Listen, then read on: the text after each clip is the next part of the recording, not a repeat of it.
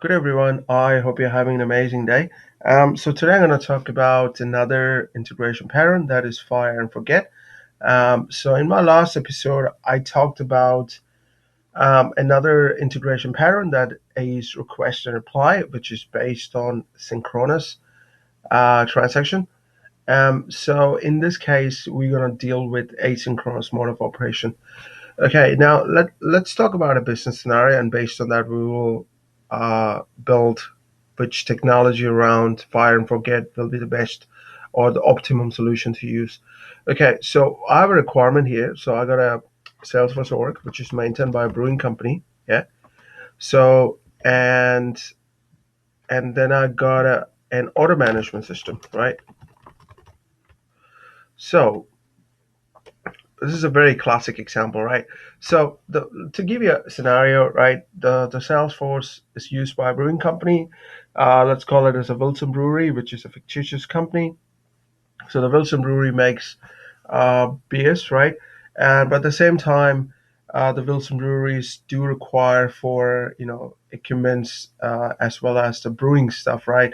It looks for the malts, it looks for hops, and it looks for other ingredients. So obviously, it relies on a third-party supplier to ship them that requirement, right?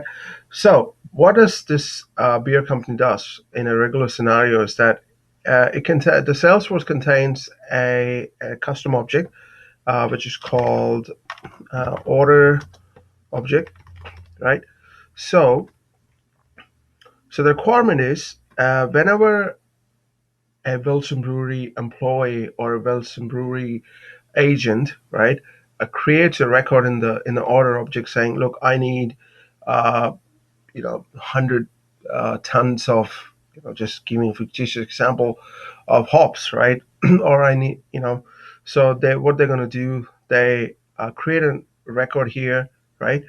And so the expectation is that when they create a record, it goes and hits this order management system and creates an order there because they have an external system which takes care of an order management for them. So, and Salesforce do not want to replicate the similar behavior in the Salesforce. I mean, the Wilson Brewery do not want to replicate the similar behavior. So the order management they maintain separately. So whenever you create a record in the order object, the expectation is to go and hit this order management system and create an order. But the requirement is that whenever an order is created, you don't have to update the order with the same transaction. So what I meant by that is, let's say I create a record in this order object, right? And as soon as it performs that action, before it hits the save button, it goes and query, or sorry about that. It goes and poll or consume the API, and it creates an order here in under order management system. And once the order is created, it generates an ID, right? So the requirement is that you don't have to do everything in a single transaction. So it can save this record first, and then in the second transaction, it can update the order ID here, right? So in other words, you don't have to do um, everything in a single transaction. It can be done in a two different transaction. In other words, it can be done in an asynchronous way. So in that case, this specific design pattern, integration pattern will be very handy. Okay. So the questions you need to ask when you are building this kind of requirement is that, does the call to the remote system require Salesforce to wait for a response before continuous processing? That's what I was saying. Should it wait till it returns an ID before it saves, or can it save first and it can update it later? If the call to the remote system is synchronous, does the response needs to be processed by Salesforce?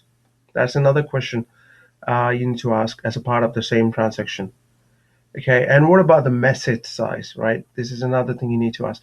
This is an architecture discussion, right? I mean, this is not a hands-on, right? So you're having a meeting with the development team or project team, and as an architect, you got to ask all these questions or ask them to come up with a solution, and you review the solution, right? You can't just say, okay, we can use the API using Apex callout. You need to understand what are the design integration pattern out there. Sorry, I use the word design pattern. So, for me, the pattern means the same. It's like a tested solution out there which you can use, to get your expected result. That's what I call it as. So, so you got to answer that. What about the message delivery guarantee? And what happens if the message delivery fails, right? So these are the kind of questions you need to ask. And based on the current requirement, what we have, right? So the fire and forget is the best way to do that, because we can't use request and reply. Because in request and reply, uh, you have to get the order ID in a single transaction. So this is not a requirement. So we can forget the request and reply. Now, what kind of solution we can use to implement it? That's the question you need to ask, right? Okay, there are different options here. So I will draw it out here. As usual, you can say, I'm not saying it is a good or bad right now, but I'm just saying the things that you can use, and then I'll tell why it's bad, why it's good, right? You can use trigger, right? On before save, so before insert trigger. You can use batch processing, yeah.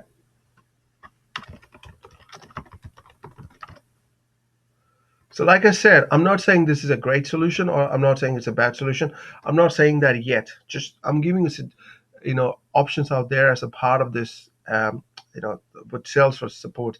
You'll be tempted to use trigger. You must be thinking, oh, okay. So before a record get inserted, let me fire a trigger to call an API, right? So you can use platform events. Another thing. Uh, so process-based platform events. We can use that. Okay, so there's just one more thing you can use. Another thing you can do, custom-driven platform event. Okay, so platform event is another solution you can use. Or you can use workflow-driven outbound messaging. That's another thing you can use. Yeah. Okay. Now, I'll tell you which is the best fit for this specific pattern. Trigger, absolutely not. It's not. It's a suboptimum fit, right? Batch processing, not really. So let me put it as two more sticky notes. You can say good. I can say best, yeah. And you can say good. I can say not so good. Suboptimum, optimal, yeah.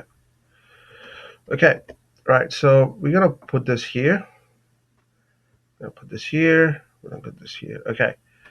All right. So let's talk about the trigger. Okay. So it's not so great solution. So it goes here. Talk about the batch processing. Absolutely similar like trigger. Okay. Process-based platform events. Okay. Now you must be wondering, what is process-based platform events, right? So in this case, we don't need any customization, right, to implement the platform events. Okay. So when so this recommended solution is when a remote process is invoked from an insert or update event, exactly like what our requirement is before it does an insert. After it does an insert, right? So usually, if you know what platform events are, right, they're like an event message, right, or you can say notification that your Salesforce sends and receives to take further action. That's what platform events are. Yeah, it's like based on publisher subscriber model, or if you know event-driven architecture, so it's based on that concept, right? So what does the platform event does that it pretty much simplifies the process of communicating changes and responding to them without writing complex logic. Um, so that's the external. So what happens is Salesforce publishes data using a platform event, and external apps, right? Like an order management system. They can listen to the event message by subscribing to the channel, which is through something called Comet D, right? So you can use a third-party APIs to build to pretty much build a consuming app which consumes Comet D. So in this case, we don't need to do any kind of code customization. So you can pretty much use Process Builder, right? So this is a pretty best fit. Because we don't need to write any piece of a code, right? Now we got something called custom-driven platform event. So it's pretty much similar to the process-driven event, as you can see that. But the events are created by Apex triggers or classes. So we got to use the code here. So you can publish and consume platform events by using Apex or an API. So you can, in this case, since it's a custom driven, right? Excuse me, you will be using Apex triggers or classes, right? So platform events integrate with the Salesforce platform through Apex triggers. Okay, and the triggers are the event consumers on the Salesforce platform that listens to event message. Okay, so this is not an optimum solution. I would say the best, but it's good. Okay, and now we got something called workflow based outbound message. This is pretty much when an activity get triggered, the workflow get triggered, and you can send an outbound message using a workflow. So that's pretty much using the workflow, right? So in this case, we don't need to have any kind of customization, as you know, right? You just specify, the URL, right? The Salesforce actually provides a workflow-driven message capability, which sends SOAP message to the remote system, right? Which can be triggered by insert or update operation. So, and you have to understand that this message is sent asynchronously and are independent of Salesforce user interface. Okay. So you have to specify a remote endpoint. So in this case, right? So obviously, when you are sending an SOAP message, right, you have to specify which endpoint you're sending it to. Okay. So you use this technology to do that, right? So as you can see, so this is a good, right? So this is a good way to do that. I would call it as a good fit, in other words. So let me call it as under a fit category, which is a best fit of suboptimum. And so this is I call fit. Yeah. Right. Okay. So in this case, like when you look at this requirement, right, process-based platform events is the best fit, right? And the second one, you can use the custom-driven platform event or workflow-based outbound message. The worst ones are trigger and batch processes. They are not really a good or best fit for this kind of requirement, right? So you have to keep that into consideration when to use the code and when not to use the code, right? So this is something as an architect or as a lead Salesforce consultant, you have to understand that, right? So this is very important thing, right? Now, like I said, you can use Process Builder for the platform events, right? Workflow rules you can use, lighting components you can use, but it's not really a great solution to use that. Okay. Um, so another thing you have to keep into consideration is error handling, which is very important. Like in every integration, error handling plays a very critical role. So you know, so you have to look for error handling. Now, so if you're doing Apex callouts, right? So you have to handle the errors in such a way. You have to take care of the timeouts and what happens, if the message is lost in the translation, right? So you are actually so the remote system must handle subsequent errors when the initial invocation is handled for asynchronous processing. So usually in case of Apex callouts, right? So if you're using an Apex callout, let's say for whatever reason you decide to use an Apex callout, so a remote system should be capable of handling the errors. Okay. So we got something called outbound messaging, as you already know, which is sent to the third party's remote system using a workflow process, right? So now, as you know that outbound processing, so let me write down here so you can say outbound, okay, so you can say Apex callout. Um, so outbound processing, right? So this is a part of, okay.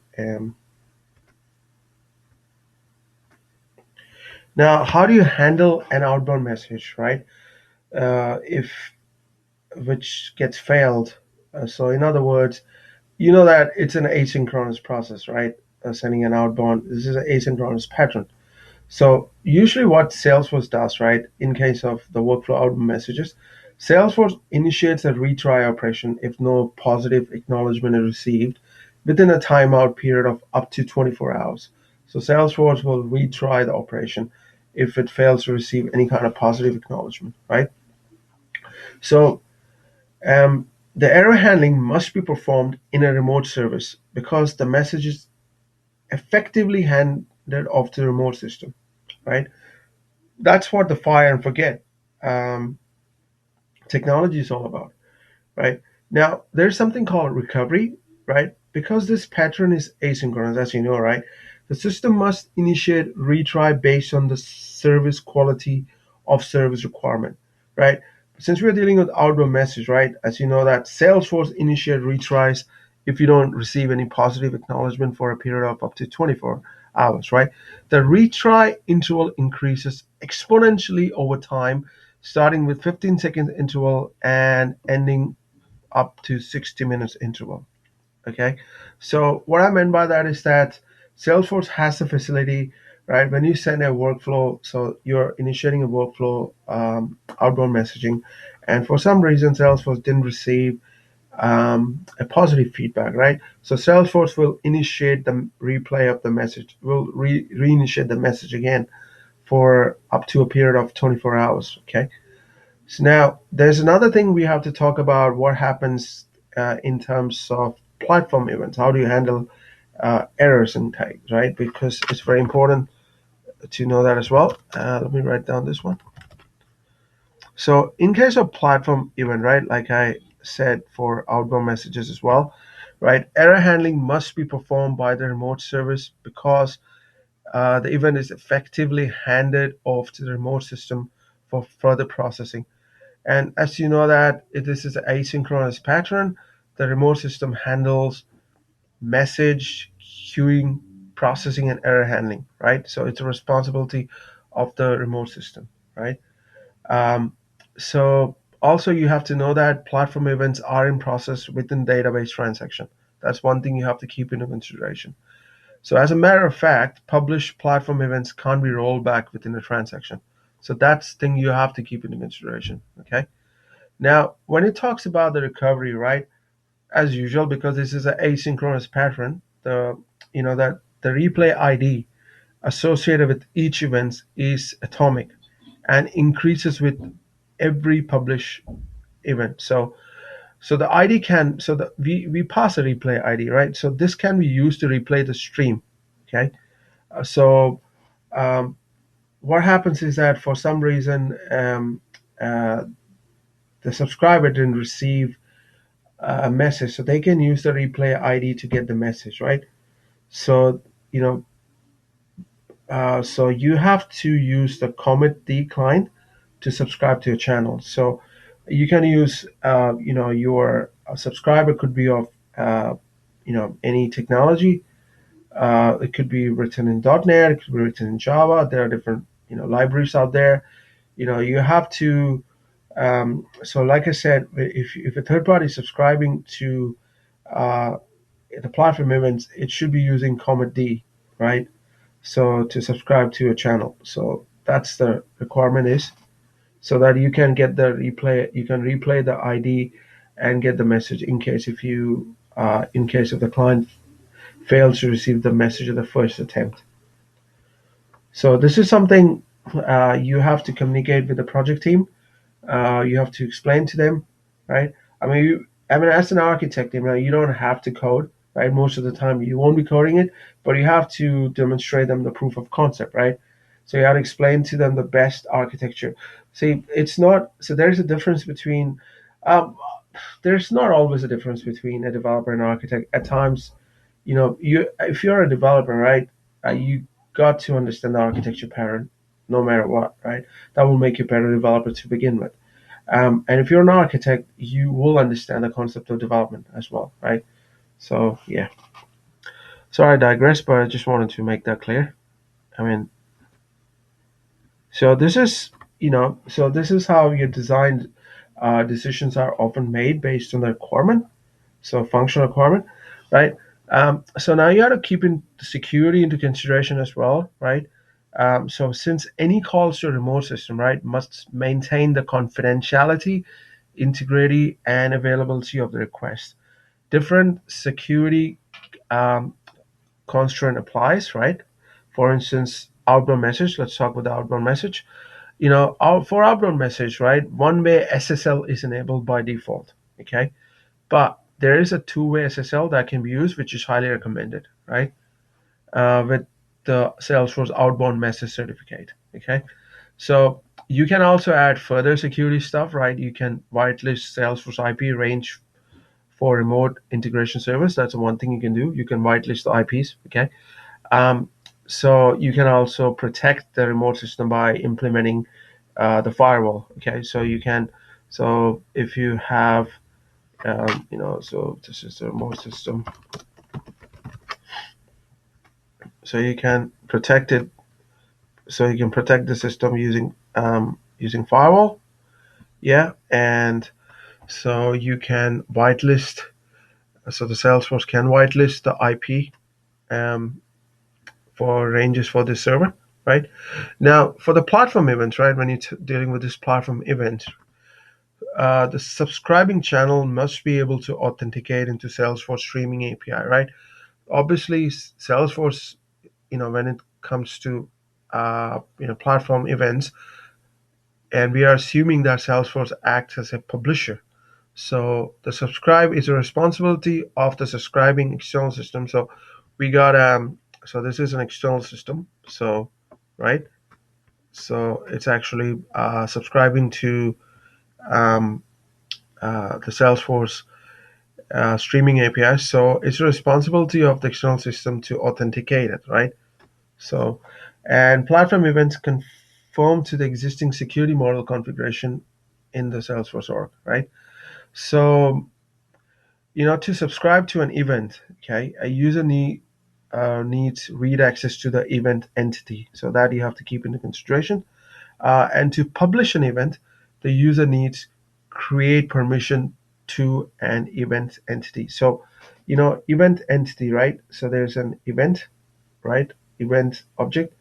So or entity, right? So user need to have read access if you wanted to subscribe to that event. So if you're actually publishing it, then you need to have a create permission. So these things you have to keep into consideration before you design a solution. So this security aspect is very important. Okay. Now when we talk about the Apex caller, right? So any call to remote system, as I said, must maintain the confidentiality, right? Integrity, as I mentioned. So one-way SSL is enabled by default, right? Which is a default behavior. But it's recommended to use two-way SSL because security is very important with both self-sign and CA-sign certificates, right? To maintain the authenticity of both the client and server. Now, Salesforce do not support WS security when generating the Apex proxy class. That you have to keep into consideration. It has no support. It offers no support for WS security if you're dealing with Apex proxy class. Now, you can also use one-way hash and digital signature using Apex Crypto class. There is a Apex Crypto class method, so you can use that as well. And the final, as I already mentioned, the remote system should have a firewall. So yeah, so this is the thing you have to keep into consideration. Now, the few things you have to consider that when you are sending an outbound message, right? So the endpoint. So I'm talking about this part here, outbound message when you are sending an outbound message to an endpoint, right? So the endpoint must be able to implement a listener, right, which can receive an SOP message in a format which is agreed with the Salesforce, right? It's not that you have a listener which says, "Look, I don't accept SOAP message whatsoever." Then it's pointless because you can't send it. Okay.